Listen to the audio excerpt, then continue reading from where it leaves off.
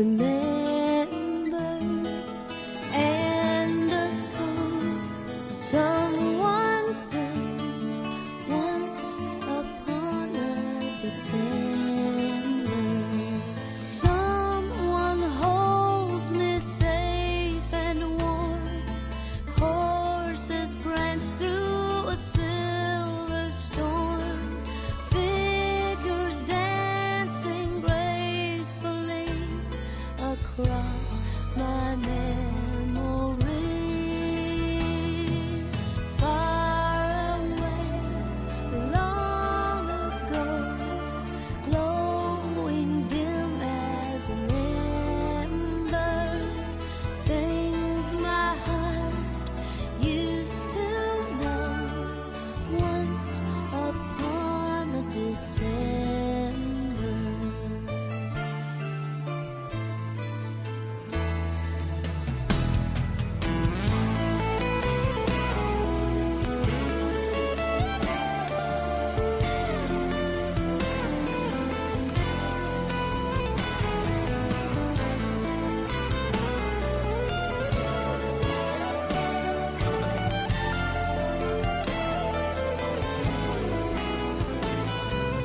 Someone holds me safe and warm, horses prance through a silver storm, figures dancing gracefully across my memory. Far away, long ago, glowing dim as an ember, things my heart used to know, things it yearns to remember, and a song someone sings once upon a December.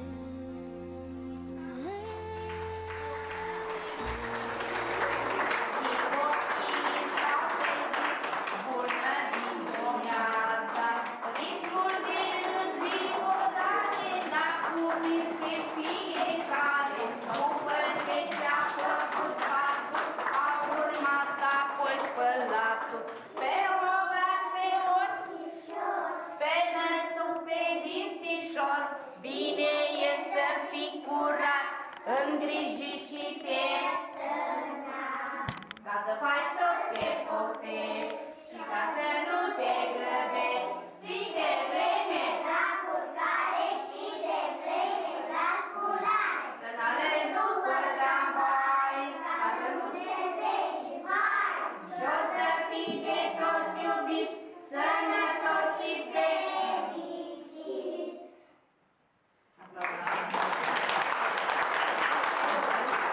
Acum am atât de frumos, da, cobor, da? Hai, dați mai încolo. De sfârșit an a copiilor de grupă mare, mijlocie și mică. Să știți că avem mare emoții avem. Și cred că datorită mie de transmișilor emoțiile care le am eu. În tot, nu o să vedeți o sărbare foarte deosebită, o sărbare mică, dar frumoasă, muncită.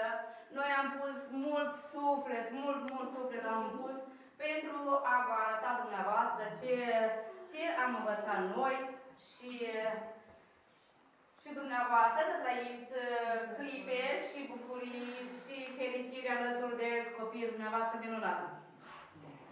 Am reușit să-i cunosc, am reușit să vă cunosc pe dumneavoastră. Împreună toți am învățat să vorbim, să numărăm, să socotim, să cântăm, să jucăm, să pictăm. Dar câte n-am învățat noi împreună? Multe am făcut. Ne-am și certat de multe ori. Nu ne-a fost ușor, Mihaela? Desigur nimănui, dar am reușit să învingem greutățile din calea noastră.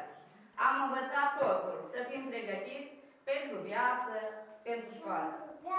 Cred că doamna învățătoare sau domnul învățător, cine îi va prelua pe copiii de la grupa mare, o să fie mulțumit de copiii mei, așa cum sunt și eu mulțumită de ei. O să mi se facă dor de copiii mei. De copiii mei. Da. Și sper că, cred că și lor o să mi se facă dor de mine, dar în trecere, măcar din când în când, o să intre la școală și o să mă salute. Da. Nu aș vrea să încep până nu mulțumesc din sufletul meu părinților din grupă care au fost alături de mine în tot ce au făcut. Vă mulțumesc din sufletul meu și Dumnezeu să vă ajute să vă creșteți copiii frumoși, sănătoși și să vă bucurați de ei. Vă urez multă sănătate și aveți grijă de copiii dumneavoastră în continuare.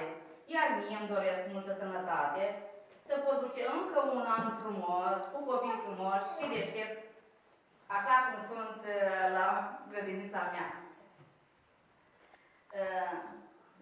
Vreau să mă bucur să trăiesc și mai mult, să mă bucur încă de ani frumoși, așteptând să vină și la mine poșta să-mi aducă și mie cuponul de pensie și să stau liniștit, să mănânc și eu un pic de pâine din atâția ani pe care i-am muncit la școala Bolțcărni. Mulțumesc din suflet și doamna directoare pentru participarea la activitatea noastră din școală. Mulțumesc că ne sunteți alături, vă mulțumesc că ați avut încredere în noi și întotdeauna ne-ați respectat și ne-ați spus un cuvânt bun, frumos și plăcut. Vă doresc copii, vouă în primul rând, succes la școală, la ceilalți copii succes mai departe, deci să avem o vacanță plăcută, succes mai departe, ne întâlnim noi frumos în toamnă, dumneavoastră sănătate și succes și aveți grijă în continuare. La sfârșit, acum o să începem programul nostru, un montaj simplu și la sfârșit poate doamna directoare o să ne spună câteva cuvinte. Da? Care? Soare, cine ne-a sufloare?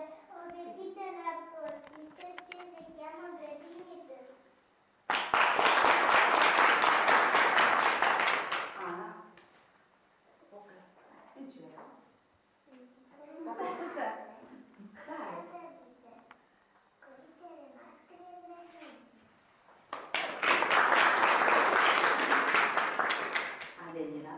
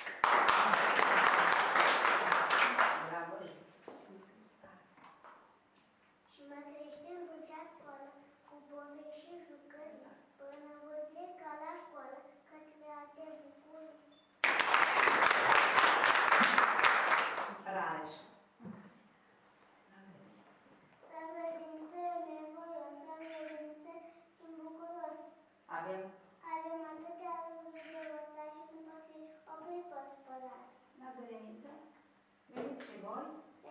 Să venim și voi. La grădiniță, la fel.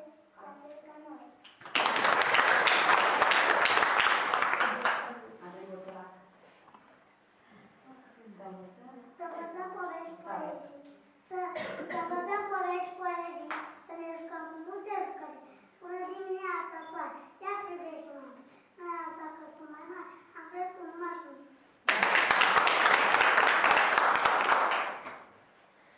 Cât de dragă și frumoasă, doi și... Cât de dragă și frumoasă este lumea copiilor, e tărând de vis și de poveste, lumea copiilor. Hai copii cu toții să cântăm, să fim veseli, să ne bucurăm, căci cu toții suntem fericiți, noi suntem iubiți și ocrotiți, noi suntem iubiți și ocrotiți. Cât de minunate să trăiești în lumea copiilor, să te joci la alergi și să zâmbești în lumea copiilor. Hai copii cu toții să dansăm, hai cu toții să ne amuzăm, că ce vezi soare fără noi, e frumos în lumea copiilor, e frumos în lumea copiilor. Povestea. Încă sunt. Găsită fermă gata. Multe. Multe învățăm să știm, pentru că mergem la școală, se luptă de pregătit. Andreea, ce să faci? Litere. Literele le cunoaștem, iar noi noștri oaspeți. Cifrele. Cifrele le numim în curent și socotim.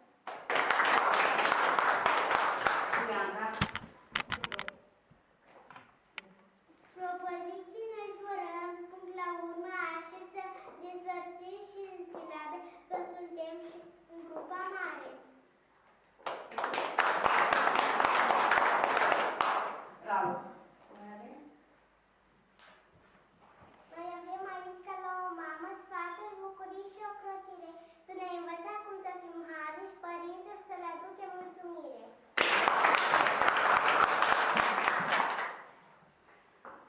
Ne-am străduit de suflet să învățăm un cântec pentru dumneavoastră, mămici și tătici. Sper să vă placă. Chiar dacă ne jucăm, asta este tot. Dragi părinți, astăzi și... Dragi părinți, astăzi vă cânt, măi, voi sunteți pe acest pământ, măi, cei care ne ocrotiți și din suflet ne iubiți. Bună măicuță, dragă măicuță, eu vă mulțumesc. Cei care ne ocrotiți și din suflet ne iubiți. Bună măicuță, dragă măicuță,